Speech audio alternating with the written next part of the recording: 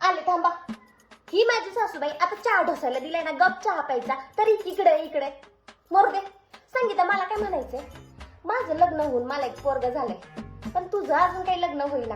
पोरं तुला पसंत करत नाही का तुला तुझ्या मनासारखं कोणी मिळत नाही?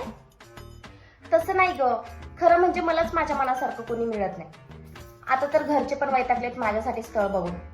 बाबा तर बोलले तूच बघ आणि आम्हाला सांग, आम्ही देतो तुझं लग्न लावून. यांना पाहिजे आपल्या मराठा कास्टमध्येच. आता मी कुठे शोधायचं?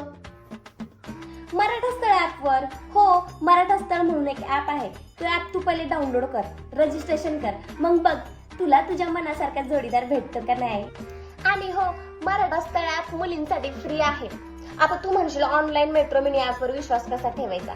बिंदास ठेवू शकते, कारण की त्या ऍपवरच्या सगळ्या प्रोफाईल गव्हर्नमेंट आयडी सोबत व्हेरीफाईड आहेत. म्हणून तुझ्या फोटोचा कोणीच स्क्रीनशॉट घेऊ शकत नाही आणि नाही तुझ्या फोटोचा कोणी गैरवापर करणार.